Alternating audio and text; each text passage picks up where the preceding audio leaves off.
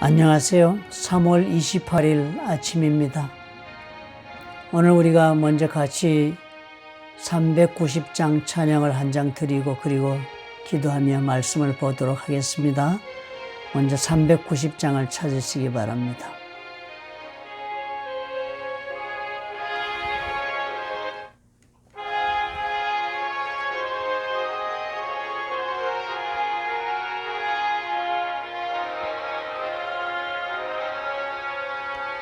예수가 거느리시니 즐겁고 평안하구나.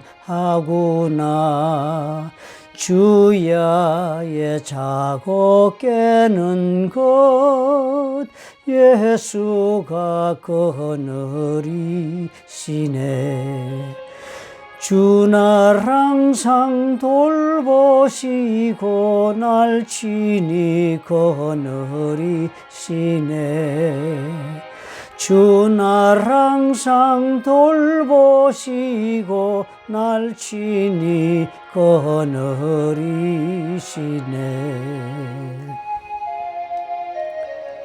사랑의 하나님 아버지, 오늘도 우리가 주의 은혜를 입기를 원합니다.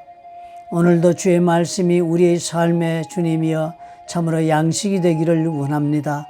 아버지께서 오늘 우리와 함께 하시며 우리의 영혼에게 직접 성령께서 세미한 음성으로 말씀하시며 은혜의 자리로 인도해 주시기를 예수의 이름으로 간절히 원합니다.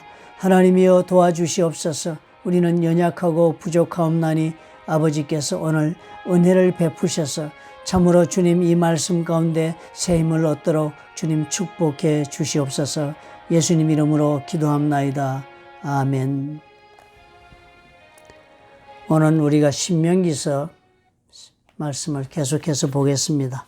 생명의 말씀 3월 28일자 신명기 2장 26절부터 37절의 말씀을 우리 교독하도록 하겠습니다. 내가 그데못 광야에서 헤스본 왕 시혼에게 사자를 보내어 평화의 말로 이르기를 나를 내 땅으로 통과하게 하라. 내가 큰 길로만 행하고 좌로나 우로나 치우치지 아니하리라. 너는 돈을 받고 양식을 팔아 내가 먹게 하고 돈을 받고 물을 주어 내가 마시게 하라. 날은 걸어서 지날 뿐일즉 세일에 거주하는 에서 자손과 아르에 거주하는 모압 사람이 내게 행한 것 같이 하라. 그리하면 내가 요단을 건너서 우리 하나님 여호와께서 우리에게 주시는 땅에 이르리라 하였으나 헤스본 왕 시혼이 우리가 통과하기를 허락하지 아니하였으니 이는 내 하나님 여호와께서 그를 내 손에 넘기시려고 그의 성품을 완강하게 하셨고 그의 마음을 완고하게 하셨음이 오늘날과 같으니라. 그때 여호와께서 내게 이르시되 내가 이제 시혼과 그의 땅을 내게 넘기노니 너는 이제부터 그의 땅을 차지하여 기업으로 삼으라 하시더니 시혼이 그의 모든 백성을 거느리고 나와서 우리를 대적하여 야하스에서 싸울 때에 우리 하나님 여호와께서 그를 우리에게 넘기심에 우리가 그와 그의 아들들과 그의 모든 백성을 쳤고 그때 우리가 그의 모든 성읍을 점령하고 그의 각 성읍을 그 남녀와 유아와 함께 하나도 남기지 아니하고 진멸하였고 다만 그 가축과 성읍에서 탈취한 것은 우리의 소유로 삼았으며 우리 하나님 여호와께서 그 모든 땅을 우리에게 넘겨주심으로 아르논 골짜기 가장자리에 있는 아로엘과 골짜기 가운데 있는 성읍으로부터 길르앗까지 우리가 모든 높은 성읍을 점령하지 못한 것이 하나도 없었으나 오직 암몬 족속의 땅 야복강 가와 산지에 있는 성읍들과 우리 하나님 여호와께서 우리가 가기를 금하신 모든 것은 네가 가까이 하지 못하였느니라. 아멘. 제가 오늘 목이 좀 쉬었습니다. 준비하는데 제가 이 동영상 이렇게 찍어서 이런 인터넷 이런 유튜버를 할 것은 꿈에도 생각하지 않았는데 갑자기 이렇게 이 코로나 바이러스 때문에 교회에서 모이지 못해서 시작을 하게 되었습니다. 준비한 것이 아무것도 없어서 그냥 있는 것 기재를 가지고 하는데 제가 익숙치를 못해가지고 고전을 했습니다. 올리는데 시간이 오늘 너무 많이 걸리고 계속 애를 썼는데요. 그러다 보니까 목이 좀 쉬었습니다. 이해해 주시기 바랍니다. 이스라엘 백성들이 모압 땅이나 암몬 사람의 땅이나 에서의 후손의 땅은 그냥 통과했습니다. 평화롭게. 하나님이 그렇게 하라고 당부하신 말씀을 따라서 저들에게 평화 조약을 맺고 통과하면서 물이나 양식은 돈을 주고 사서 먹고 그렇게 길을 지나왔습니다. 그리고 이제 오늘 보니까 이 사람들이 그데못 광야에 있는 헤스본 왕의 시혼이 있는 그 영토를 통과하게 되었습니다. 그래서 이 사람들이 이 헤스본 시혼 왕에게 지나온 길에서도 하였던 것처럼 오늘 말을 한 것을 봅니다. 나를 내 땅으로 통과하게 해달라고 이 사람들이 당부를 했습니다. 그러면서 우리가 지나간 세일에 거주하는 에서 자손의 그 땅이나 아래에 거주하는 모압 사람의 땅도 우리가 그렇게 하고 왔다. 우리가 그렇게 한 것을 당신들이 다 알지 않느냐. 그러니까 오늘 우리도 그와 동일하게 당신들 길을 지나가면서 물도 양식도 돈을 주고 사고 평화롭게 지나갈 테니까 그렇게 좀 해달라고 평화를 제안을 했습니다. 그렇게 하면 우리가 목적지는 여기와는 전혀 관계없는 요단을 건너서 가는 땅이니까 우리에게 그렇게 해서 우리가 하나님께서 우리에게 주시는 땅에 이르게 하고 싶다. 그렇게 뜻을 밝혔습니다.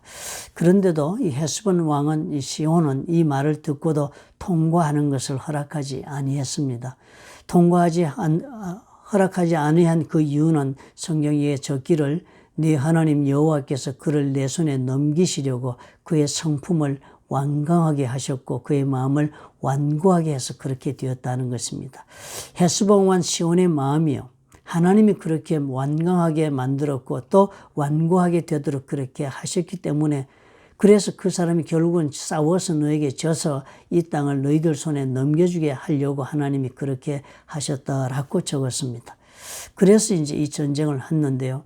이 전쟁을 하는 모습이 대단히 참 잔인한 전쟁을 했습니다. 34절에 보니까 우리가 그의 모든 성읍을 점령하고 그의 각 성읍을 그 남녀와 유아와 함께 하나도 남기지 아니하고 진멸했다고 그랬습니다. 어린아이까지 다 이렇게 죽이는 전쟁, 전 그 성중에 있는 사람을 다 진멸하는 그런 전쟁을 했습니다. 완전히 종족 말살, 제노사이드를 한 것입니다. 이거 예전에 그 세르비아인가 거기서 그것이 있어 온 세상에 난리가 나지 않았습니까? 그런데 오늘 보니까 전쟁도 그렇게 완전히 종족 말살의 전쟁, 아주 잔인한 전쟁을 했습니다. 그렇게 하고서는 그곳에서 여전히 연계된 암몬 족속의 땅이 있는 그곳은 절대로 결코 손대지도 않고 단지 헤스본 왕의 그 영토만은 그렇게 완전히 종족 말살시키고 자기들 땅으로 그렇게 가져갔다 하는 기록이 나옵니다. 참 이것 보면 우리가 한 가지 놀라운 것은요. 우리 하나님이 사람의 말씀을 꼭 이렇게 사람의 마음을 이렇게 완활하게도 만드시고 부드럽게도 만드시게 이렇게 하시는 것처럼 이 글이 우리에게 그렇게 보여주지 않습니까? 그래서 순종하거나 불순종하기는 우리의 마음이 결국은 하나님 손에 있는 것처럼 오해하기가 쉽습니다. 하나님 때문에 이 사람들의 마음 성품이 완강해지고 하나님 때문에 그의 마음이 완고하게 되었다 하는 것은 옳은 말씀입니다. 그런데 이것을 우리가 이해하려면 우리가 잘 생각을 해봐야 합니다. 왜냐하면 애굽에서도 바로의 왕이 하나님으로 인해서 그 마음이 완고해졌다는 기록을 우리가 보았으니까요. 이 하나님으로 인해서 마음이 완고해지고 완악해졌다 하는 이 말씀은 우리가 이렇게 이해를 해야 하겠습니다. 여러분 우리가 생각해 볼 때 이 양초 또 물에 젖은 진흙 이 두 가지를 우리가 놓고 생각해 봅시다. 강한 햇살이 양초와 물에 젖은 진흙을 동시에 비추을 때 양초는 어떻게 되겠습니까? 햇살이 열을 받아서 아마 녹기 시작을 할 것입니다. 부드럽게. 그러나 물에 젖은 진흙은 어떻게 되겠습니까? 햇빛을 받으면 딱딱하게 굳어질 것입니다. 동일한 햇빛이잖아요. 동일한 햇빛이 동일한 시간에 비추었는데요. 하나는 부드러워지고 하나는 딱딱해졌습니다. 왜 이렇게 차이가 났습니까? 햇볕이 문제인가요? 그렇지 않지요. 이 문제는 성분의 문제인 것입니다.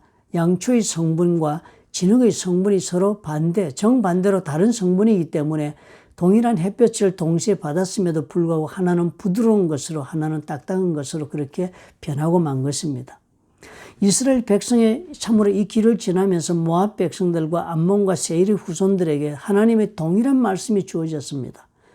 그리고 동일한 제안을 저들은 하나님의 제안을 받은 것입니다. 이스라엘 백성들의 말이지만 이 세 족속들이 이스라엘 백성들이 제안을 받아들인 것은 분명히 이스라엘 백성들이 이렇게 말하는 것은 하나님께서 저들과 함께 하면서 하시는 말씀이라고 저들은 이해를 한 것입니다.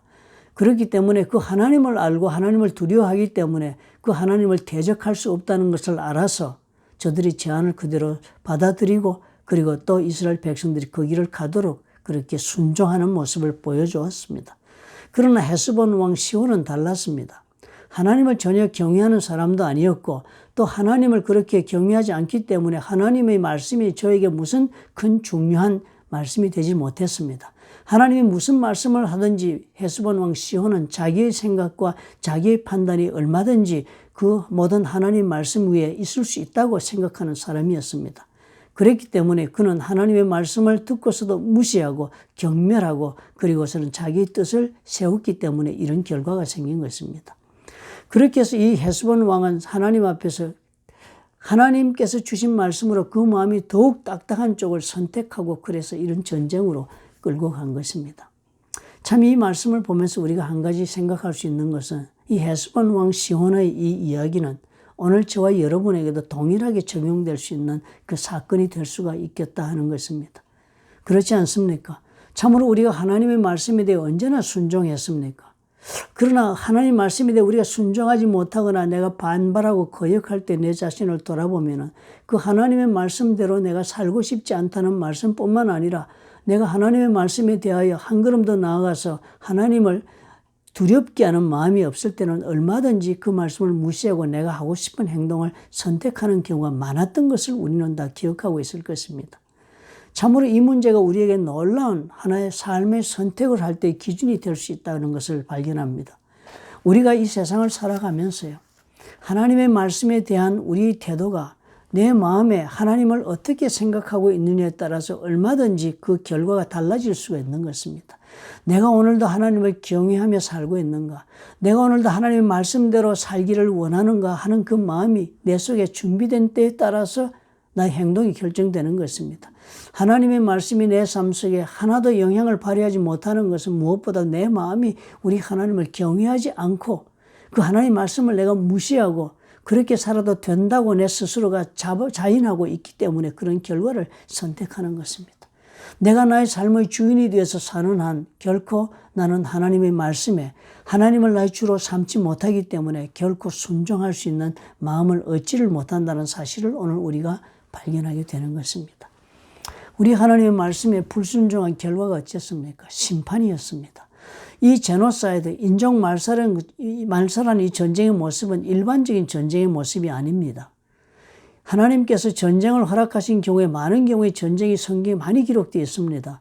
가나안 땅에 들어가서 블레셋 사람들과 이 이스라엘 사람들이 전쟁을 했을 때는 인종 말살 정책으로 그렇게 블레셋과 전쟁하지 않았습니다. 그저 싸우다가 힘이 밀리면 물러서고 그리고 또 물리치면 점령하고 이런 정도의 전쟁이었어요. 일반적인 전쟁은 그렇게 하는 것입니다. 점령하여 이기면 소유하고 그런 것으로 끝나지 상대방의 종족을 말살시키는 자리까지는 결코 나간 전쟁이 없습니다. 그리고 어느 전쟁도 하나님이 이렇게 종족을 말살시키는 전쟁을 허락하지 않습니다. 하나님께서는. 그렇게 말살하겠다고 덤벼들었던 모든 이방 족속들을 심판하신 이야기가 예언서에 얼마나 등장을 합니까? 이스라엘 백성을 심판하기 위해 주변에 모압 족속이고 블레셋이고 모든 족속들을 다 쓰신 다음에 하나님이 그 족속을 심판하실 때 말씀은 정도를 넘어섰다. 그래서 내가 너희를 심판한다라고 말씀한 것을 우리 성경에서 보지 않아요.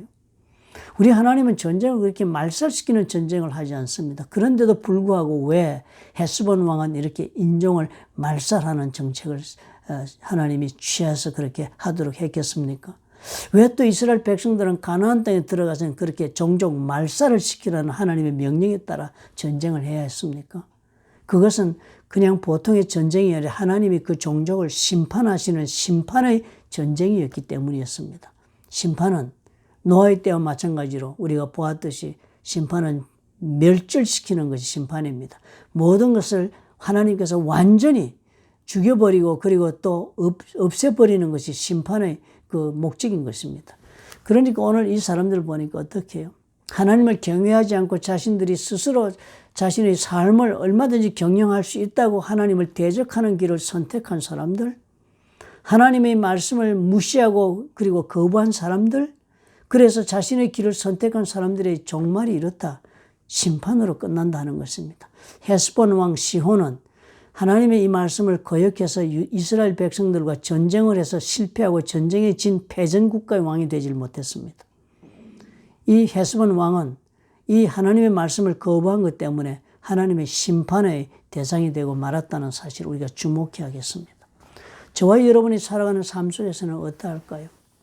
우리 마음에 참으로 하나님을 경외하고 하나님의 말씀을 나의 삶의 좌우명으로 삼겠다고 우리 하나님 앞에 그런 순한 마음, 순종의 마음을 먹고 산다는 것이 얼마나 중요한가를 우리가 보는 것입니다. 하나님에게 패역하고 하나님의 말씀을 거부한 것이 하나님을 무시하고 경멸한 자리까지 갔을 때는 그 사람의 삶의 결과가 어떠할까도 우리가 참으로 두려운 마음으로 바라볼 수 있어야 되겠습니다. 오늘 우리가 이 하나님의 이 백성들을 다루는 모습을 보면서 우리가 깊이 우리 자신을 돌아보며 정말 하나님 앞에서 경외하고 두려운 마음으로 내 인생을 경영해야 한다는 것을 우리 가슴에 품고 우리 하나님 앞에 조심스러운 인생의 걸음을 걷도록 우리 노력하십시다. 이 어려운 때, 이 재앙의 때를 우리가 만났으니까 더욱더 우리 자신을 돌아보십시다. 이 모든 환란에 혹시 우리들의 죄악된 것 때문에 하나님이 이 일을 진행하고 계신지는 아니한가 우리가 돌아볼 수 있다면 이 환란이 우리에게 유익이 될 줄 믿습니다. 기도하겠습니다. 좋으신 하나님 아버지 감사합니다. 깨닫게 도와주옵소서. 우리의 모든 행동의 근원이 하나님을 경외하지 못한 데서부터 일어날 때 그 가지고 오는 참담한 결과가 얼마나 무서운가를 우리가 깨달을 수 있게 도와주옵소서. 매일매일 주를 경외하며 살아갈 수 있는 우리가 될 수 있도록 주여 우리의 심령을 우리 주의 성령께서 붙잡아 주시옵소서. 예수님 이름으로 기도하옵나이다. 아멘. 찬양 390장 우리 한 절 드립시다.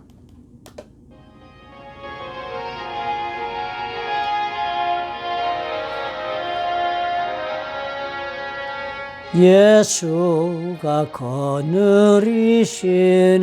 즐겁고 평안하구나. 주야의 자고 깨는 것 예수가 거느리시네. 주 날 항상 돌보시고 날 친히 거느리시네. 주 날 항상 돌보시고 날 친히 거느리시네. 오늘도 우리 주를 말씀과 함께 또 말씀 가운데 동행하시며 보람찬 하루를 이루시기 바랍니다. 비록 바깥에 나가 활동하지는 못한다 할지라도 우리 하나님 앞에서 오늘 기도하는 마음